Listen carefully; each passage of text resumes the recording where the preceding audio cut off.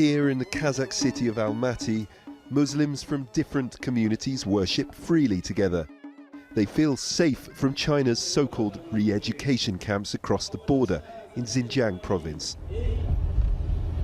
More than 1 million Muslims, mostly Uyghurs, but also other ethnic minorities, are reportedly being held there in mass detention camps near the border with the Central Asian republics. China says the allegations are disinformation. Ethnic Kazakh Gulzira Aulkhan told Al Jazeera she was separated from her daughter and held for nearly 2 years. There are a lot of Kazakhs, Uyghurs, Kyrgyz and Uzbeks. Everyone gets jailed except for the Chinese. They hit us on the head with electric batons. Our bodies shake. If we spend more than 2 minutes on the toilet, they hit us.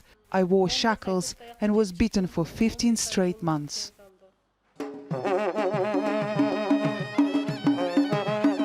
China's government has released some ethnic Kazakhs, but those with Chinese passports have no guarantee of asylum in Kazakhstan.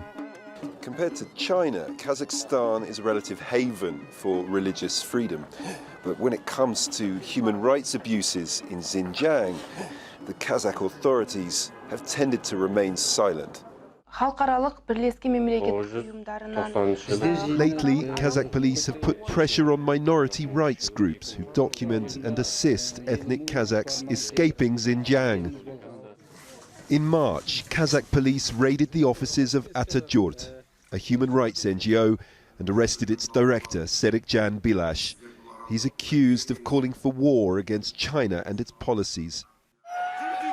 Many Kazakhs worry about Xinjiang and Chinese influence in the region. Protests in 2016 against laws that would have allowed Chinese to purchase farmland were the largest in years. China is closely watching what is happening in Kazakhstan and is concerned about increasing anti-Chinese moods.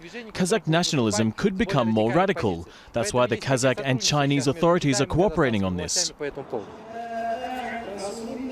And as long as this cooperation lasts, Xinjiang's ethnic minorities may not get the protection here that they need. Robin Forrestier Walker, Al Jazeera, Almaty.